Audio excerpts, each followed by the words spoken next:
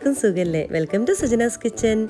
വീട്ടിൽ റവയുണ്ടെങ്കിൽ എളുപ്പത്തിൽ തയ്യാറാക്കാൻ പറ്റുന്ന ഏകദേശം ഒരു 10 മിനിറ്റിൽ തന്നെ റെഡിയാക്കാൻ പറ്റുന്ന ഒരു ഈസി സ്നാക്കിൻ്റെ റെസിപ്പിയുമായാണ് ഇന്ന് ഞാൻ വന്നിരിക്കുന്നത്. ചായ തിളക്കുന്ന സമയം മാത്രം മതിയാവും ഈ ഒരു സ്നാക്ക് ഉണ്ടാക്കാൻ. അത്രയും ഈസിയാണ്. പുറം നല്ല ക്രിസ്പിയാണ്, ഉള്ളിൽ നല്ല സോഫ്റ്റ് ആയിട്ടുള്ള ഒരു കിടിലൻ സ്നാക്കാണിത്. പിന്നെ ഗസ്റ്റ് വരുമ്പോഴും അല്ലെങ്കിൽ കിഡ്സിനൊക്കെ ഈ ഒരു ഈവനിങ് സ്നാക്കായിട്ടൊക്കെ നമുക്കിത് റെഡിയാക്കാം. അപ്പോൾ ഒന്ന് കണ്ടു നോക്കിയാലോ.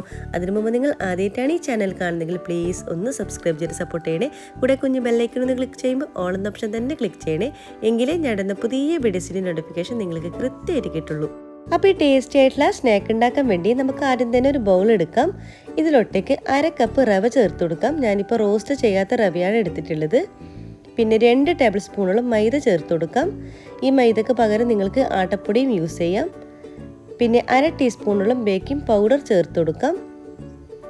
ഇതിനാവശ്യമായിട്ടുള്ള ഉപ്പ് കൂടി ചേർത്ത് കൊടുക്കാം. എന്നിട്ട് എല്ലാം കൂടി നന്നായിട്ടൊന്ന് മിക്സാക്കി കൊടുക്കുക. നമ്മൾ ചേർത്തിട്ടുള്ള ബേക്കിംഗ് പൗഡറും റവയും മൈദയും എല്ലാം കൂടി നല്ലവണ്ണം തന്നെ യോജിച്ച് വരണം.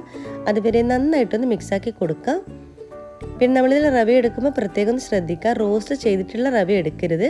റോസ്റ്റ് ചെയ്യാത്ത റവ വേണം നമ്മളിതിന് വേണ്ടി എടുക്കാൻ. അപ്പോൾ എല്ലാം കൂടി നന്നായിട്ട് 1 മിനിറ്റോളം നന്നായിട്ട് തന്നെ മിക്സാക്കി കൊടുക്കുക. അപ്പോൾ ഇത് ഏകദേശം ഇവിടെ നന്നായിട്ട് തന്നെ മിക്സായി വന്നിട്ടുണ്ട്. ഇനി ഇതിലേക്ക് ഒരു കുഞ്ഞ് സവാള ചെറുതായിട്ട് കട്ട് ചെയ്തിട്ട് ചേർത്ത് കൊടുക്കാം.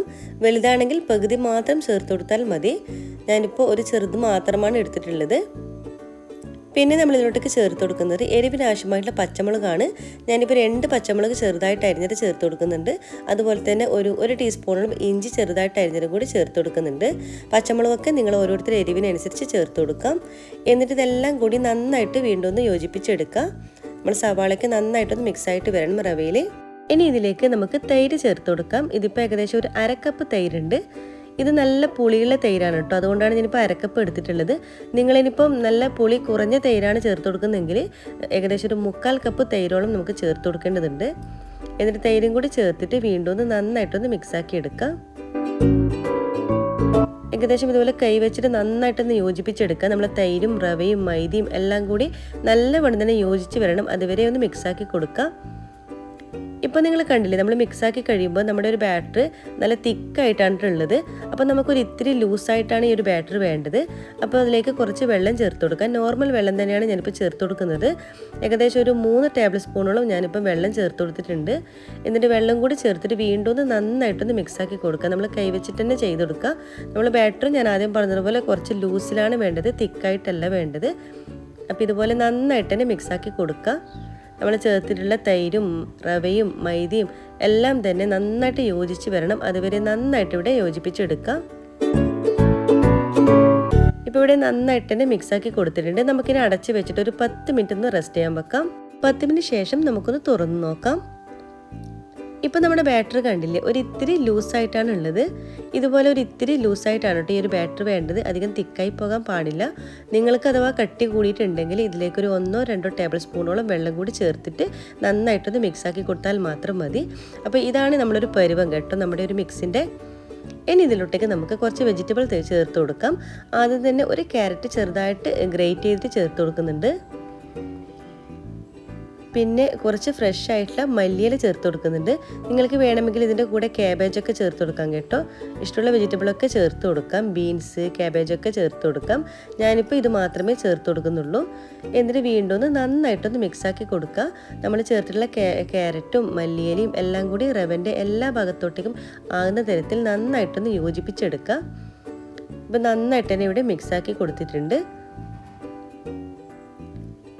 ഇപ്പോൾ കണ്ടില്ല നമ്മുടെ മാവിൻ്റെ പരുവം. നമ്മളിങ്ങനെ കൈവച്ചിട്ട് എടുക്കുമ്പോൾ നമുക്കിങ്ങനെ എണ്ണയിലേക്ക് ഇടാൻ പാകത്തിന് ഇതുപോലെ വരണം. നിങ്ങൾക്കിപ്പോൾ വീഡിയോയിൽ കാണുന്നുണ്ടാവും. ഈ ഒരു നിലയിലാണ് കേട്ടോ നമുക്ക് മാവ് വേണ്ടത്.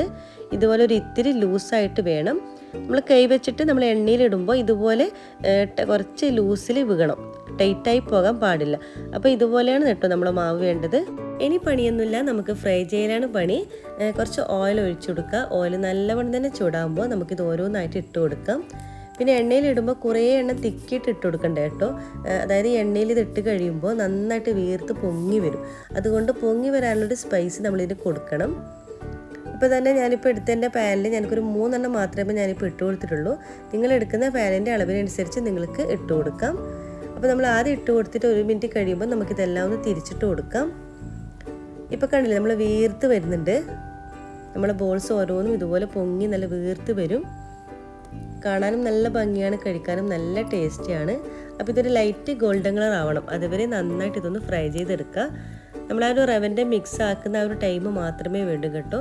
നമ്മൾ ഫ്രൈ ചെയ്യാൻ എളുപ്പത്തിൽ തന്നെ ഫ്രൈ ചെയ്തെടുക്കാൻ പറ്റും.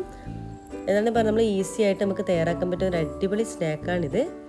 നമ്മൾ ഗസ്റ്റ് വരുമ്പോഴും അല്ലെങ്കിൽ ഈവനിങ്ങിനൊക്കെ നമുക്ക് വളരെ എളുപ്പത്തിൽ കുട്ടികൾക്കൊക്കെ ഉണ്ടാക്കി കൊടുക്കാൻ പറ്റിയ ഒരു നല്ലൊരു ഹെൽത്തി സ്നാക്കാണ്.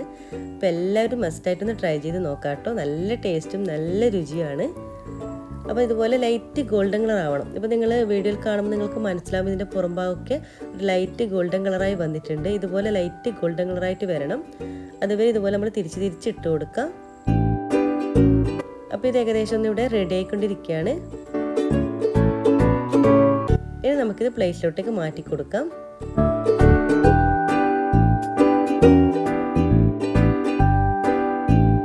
ഇപ്പോൾ കണ്ടില്ലേ, ഇത് ഏകദേശം റെഡി ആയിട്ടുണ്ട്. നമുക്കിത് പ്ലേറ്റിലോട്ടേക്ക് മാറ്റി കൊടുക്കാം. എണ്ണ കുടിക്കുന്ന ഒരു പ്രശ്നമൊന്നും ഇതിന് വരില്ല.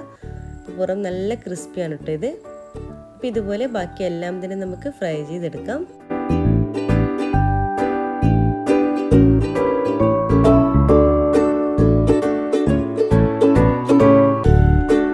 അങ്ങനെ നമ്മൾ ടേസ്റ്റി ആയിട്ടുള്ള വെറൈറ്റി ആയിട്ടുള്ള റവ ബോംസ് എല്ലാം തന്നെ റെഡി ആയിട്ടുണ്ട്. ഇത് കഴിക്കാൻ നല്ല ടേസ്റ്റിയാണിത്.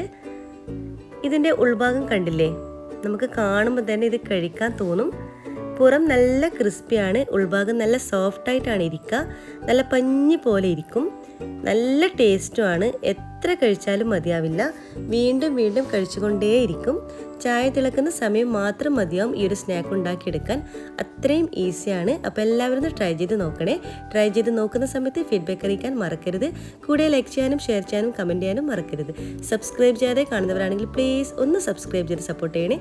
ഇൻഷാ അല്ലാഹ് ഇതുപോലത്തെ വെറൈറ്റി റെസിപ്പീസുമായിട്ട് വീണ്ടും കാണാം. അതുവരേക്കും എല്ലാവർക്കും ഒരിക്കൽ കൂടി താങ്ക് യു. Bye bye.